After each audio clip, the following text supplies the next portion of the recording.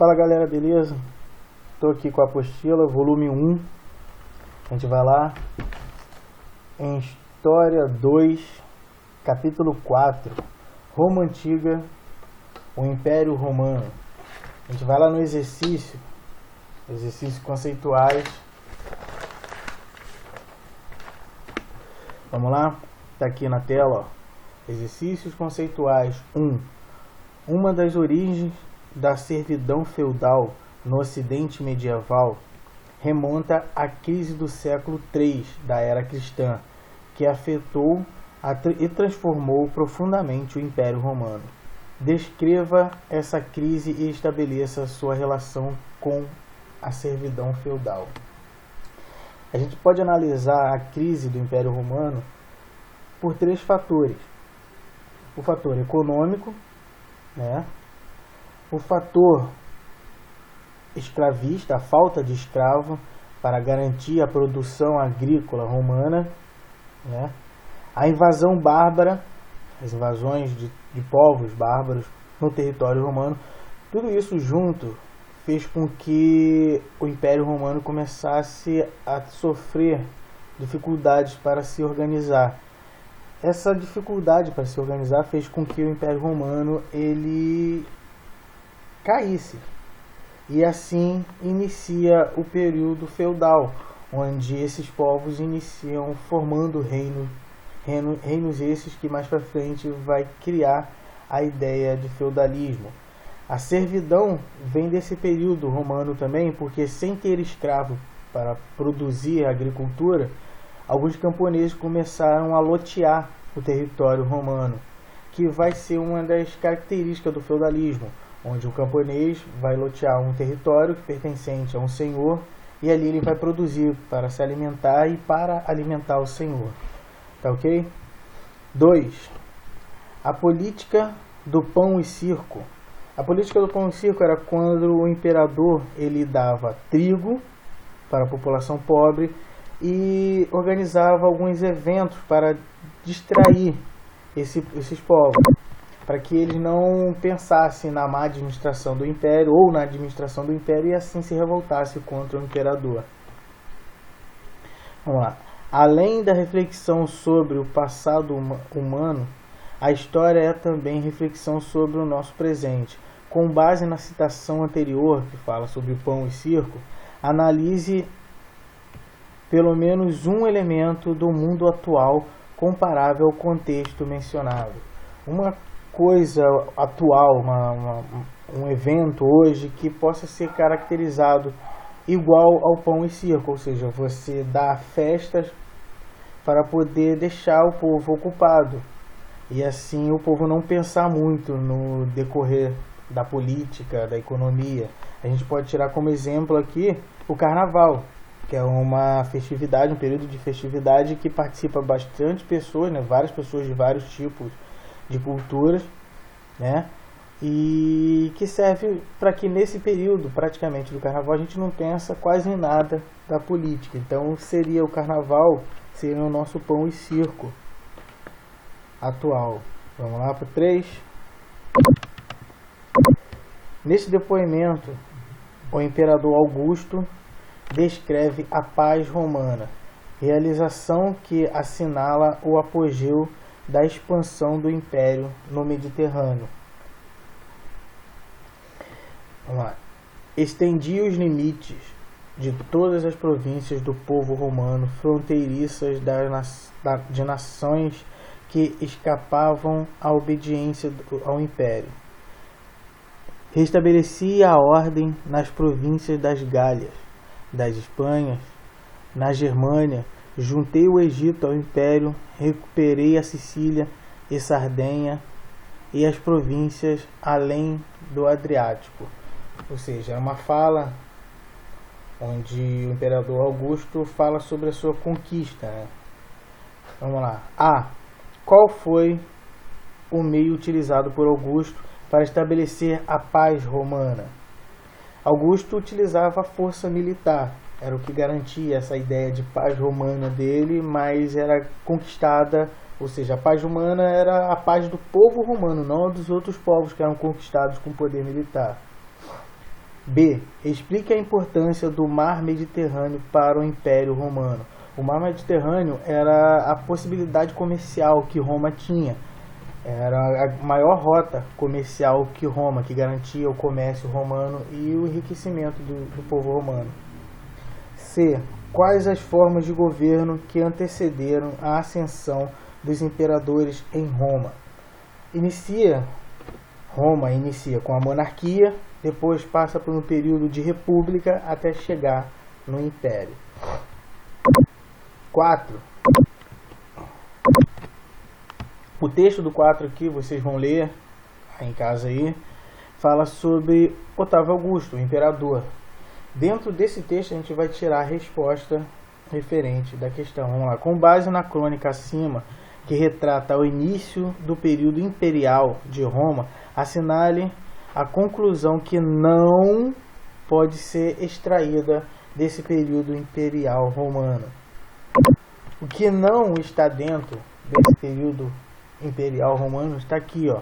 B.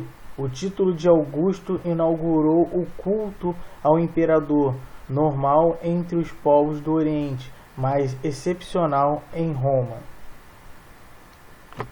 Na verdade, não.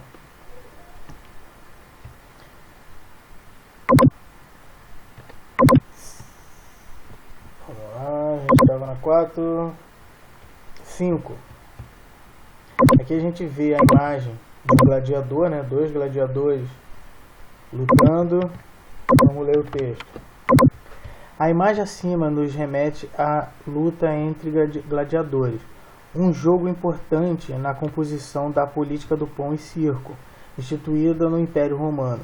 Na arena, escravos se enfrentavam até a morte para o deleite dos espectadores.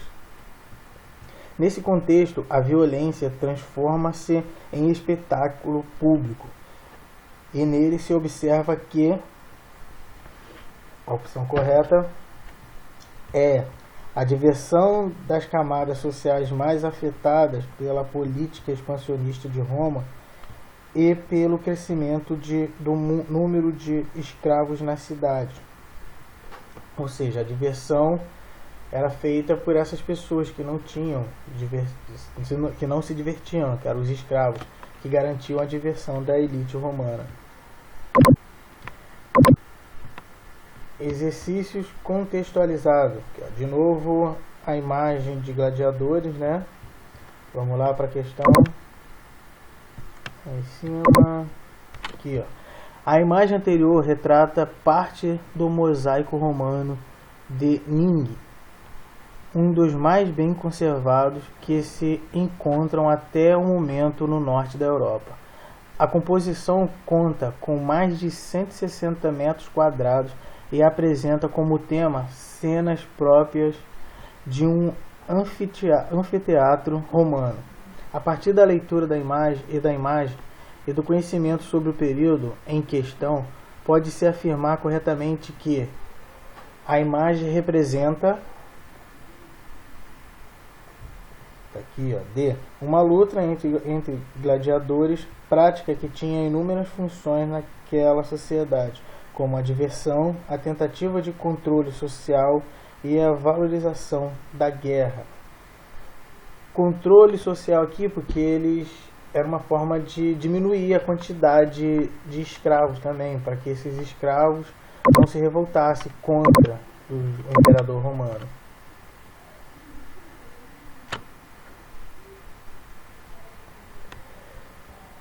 Vamos lá, 2. Aqui esse texto fala sobre a cidade de Roma, né? Que era um grande entreposto comercial, né? Tinha bastante influência no comércio, e esse comércio vai garantir a concentração de grandes fortunas nas mãos desses romanos. E isso vai favorecer o desenvolvimento do Império Romano. Vamos aqui para a questão. Os grandes comerciantes e usurários romanos, que vem de usura, que é empréstimo de dinheiro, citados no texto, compravam cargos públicos, votos, influenciavam nas decisões políticas e constituíram uma camada social conhecida como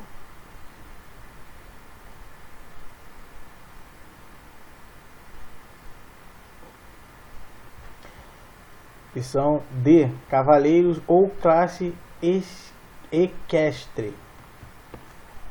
Vamos lá.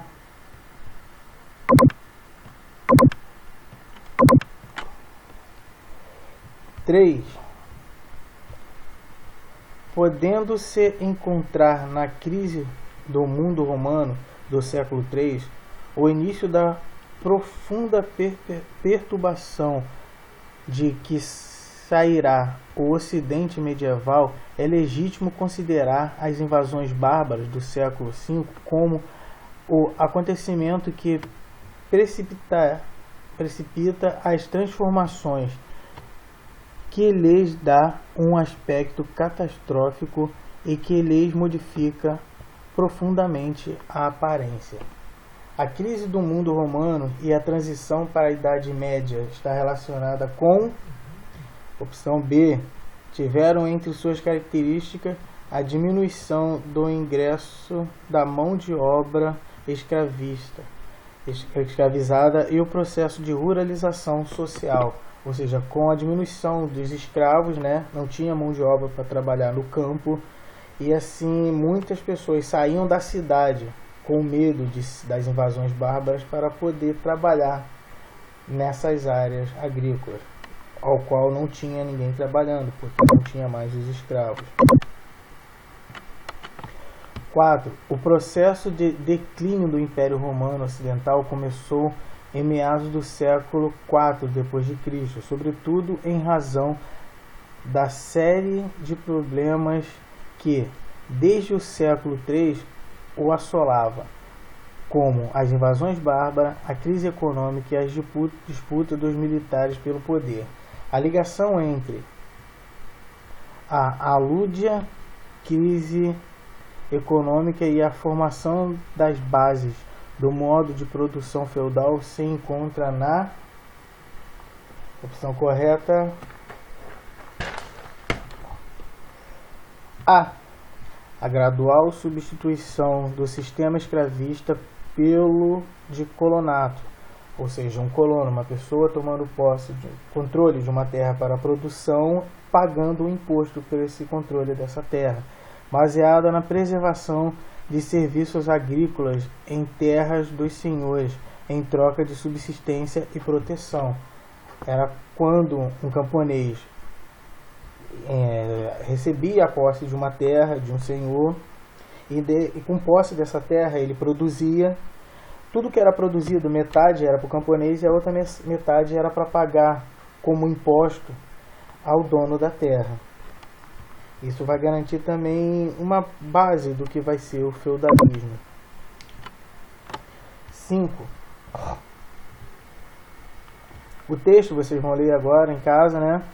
Fala sobre as casas de banho, ou seja, as termas, que era o local de encontro dos romanos, né?